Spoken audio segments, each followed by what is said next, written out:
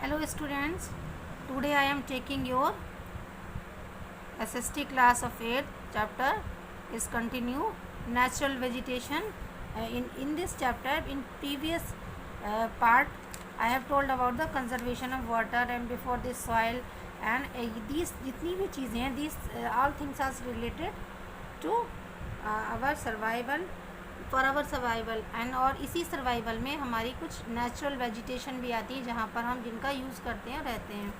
Natural vegetation and wild life exist only the narrow zone of contact between lithosphere hydrosphere and atmosphere के बीच में एक इन तीनों layers के बीच में एक लेयर आती है biosphere. In biosphere living being are inter related और इस बायोस्फीयर में सभी चीज़ें एक दूसरे से जुड़ी हुई हैं एंड इंटरडिपेंडेंट और एक दूसरे पर निर्भर हैं ऑन ईच अदर और सर्वाइव। एक दूसरे को रहने के लिए इन सब की ज़रूरत है। फॉर एग्जांपल अगर जैसे कि आप देखते हैं हमारा फूड चेन हमारा वाटर साइकिल सब चीज़ एक दूसरे पर डिपेंड है यानी वो चलती रहती है। This life supporting system is known as ecosystem और जो हमारी इसी को हम इकोसिस्टम के नाम से भी जानते हैं। Vegetation and wild life are valuable resources. Vegetation और वाइल्ड लाइफ बहुत वैल्यूएबल रिसोर्सेज हैं। Plants provide us with timber, give shelter and animals produce oxygen, protect soil to essential for growing crops। timber plants हमें timber, shelter और बहुत सी चीज़ें देते हैं और इसके अलावा ऑक्सीजन हमें देते हैं, प्रोटेक्ट सॉइल और हमारी मिट्टी को बचाते हैं एसेंशियल और इसके अलावा प्लांट्स हमें क्रॉप भी देते हैं। As a shelter belt help in storage of underground water. इसके अलावा अंडरग्राउंड शेल्टर बेल्ट की तरह काम करते हैं। हमें फ्रूट नट देते हैं, latex, oil, gum, medicinal plant and also the paper that is essential for our studies. इन सब चीज़ों के अलावा हमें ऐसा हमारी जो सबसे महत्वपूर्ण चीज़ है पेपर जिस पर हम लिखते और पढ़ते हैं वो भी हमें स्टडीज़ के लिए वो भी हमें प्लांट से मिलती है। अब प्लांट्स के साथ साथ हमारी वाइल्ड लाइफ भी हमारे लिए ज़रूरी है। Wild life includes animals, birds, insect as well as the aquatic life forms. ये सारी चीज़ें हमें वाइल्ड लाइफ और ये सभी हमें मिलती है। दे प्रोवाइड मिल्क प्लांट और एनिमल्स हमें मिल्क देते हैं, मीट देते हैं, हाइड्स एंड वूल देते हैं। इंसेक्ट लाइक बीज प्रोवाइड अस हनी और बहुत से इंसेक्ट हमें हनी देते हैं। Help and pollination of flowers. इसके अलावा जो इंसेक्ट हैं वो एक दूसरी तरफ प्लांट्स को फैलाने में भी हमारी मदद करते हैं। पॉलिनेशन के थ्रू बहुत से फ्लावर्स देते हैं। And have two important role to play the decomposer as well as. इसके अलावा डिकम्पोजर का भी काम करते हैं। For example vulture due to its ability to food on dead livestock is a scavenger and considered a vital cleanser of the environment. For example कुछ हमारी कीड़े जो हैं वो हमारे लिए बहुत ज़रूरी हैं। इंसेक्ट खाने के लिए लेज़ार्ड पर डिपेंड है, लेज़ार्ड इंसेक्ट पर डिपेंड है और इंसेक्ट हमारे लिए हार्मफुल होते हैं। बहुत से एनिमल्स जो हैं वो हमारे लिए और नीडेड हैं। जैसे वल्चर की क्या एबिलिटी होती है कि वो एक डेड एनिमल्स को खाता है, इस तरह से हमारे लिए वो इन्वायरमेंट को क्लीन करने का काम करता है। सो एनिमल बिग और small are integral to maintaining balance of the ecosystem. बहुत से ऐसे एनिमल्स हैं जो हमारे इंटरनल सिस्टम को इकोसिस्टम को बैलेंसिंग बना कर रखते हैं। The growth of vegetation depends to primarily on the temperature. अब वेजिटेशन के लिए कोई भी नेचुरल वेजिटेशन के लिए टेम्परेचर, मॉइस्चर और मेज की ज़रूरत होती है। The major vegetation types of the world are bushlands, forest, grassland, shrubs and tundra. और जो तरह तरह की वेजिटेशन वर्ल्ड में पाई जाती है उनमें मेजर वेजिटेशन में फॉरेस्ट, ग्रासलैंड, शर्ब्स और टुंड्रा प्रदेश के वेजिटेशन आती है। इन एरियाज और heavy rainfall huge trees many thrive. The forest are the associated with areas having evident water supply. इसके अलावा रेनफॉल भी कहीं की नेचुरल वेजिटेशन के लिए बहुत ज़रूरी है। जहाँ पर जितनी रेनफॉल होती है वहाँ पर उतनी वैसे ही ज़्यादा वेजिटेशन पाई जाती है। The amount of moisture decreases, the size of tree of density reduces.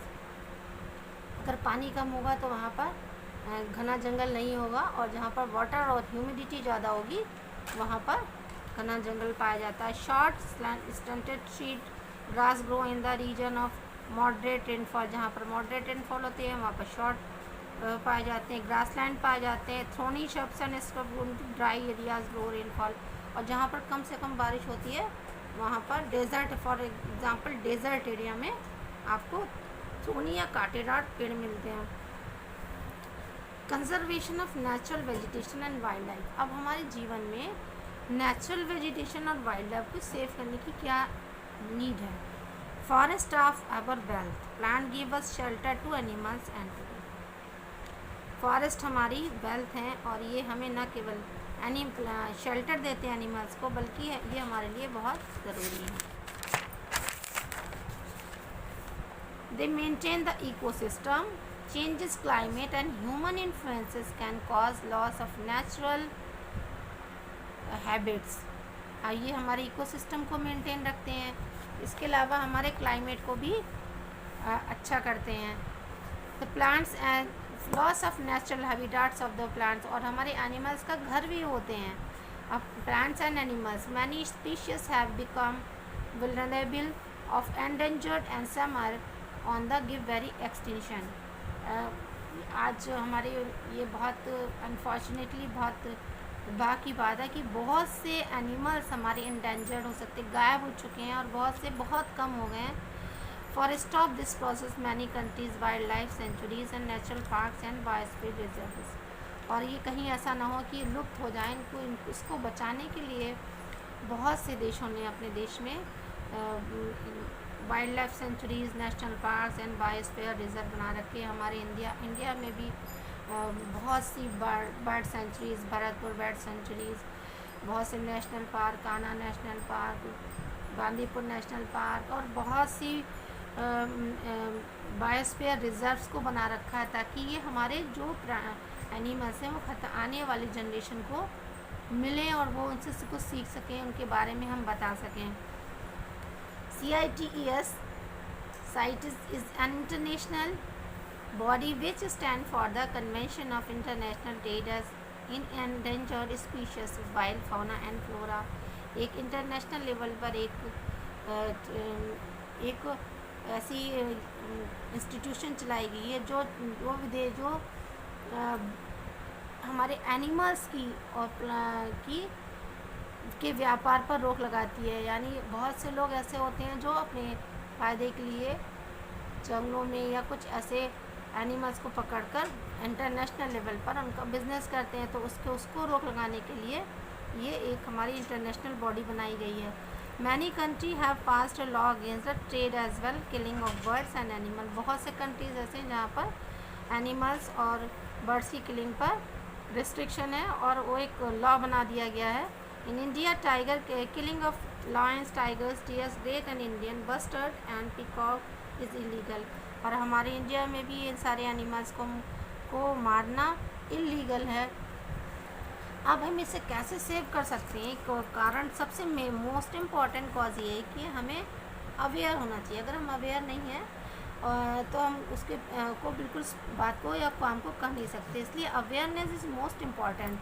So awareness programs like social forestry and Van Mahotsav should be encouraged at the regional and community level.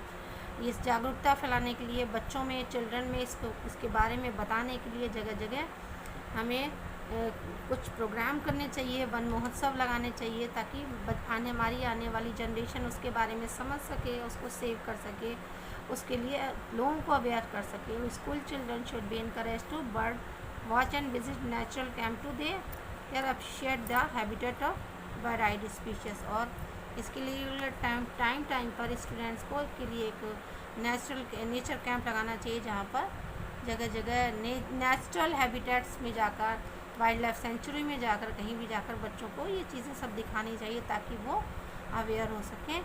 Now your chapter is completed. I will give question answer from this chapter. You will do so. Have a nice day.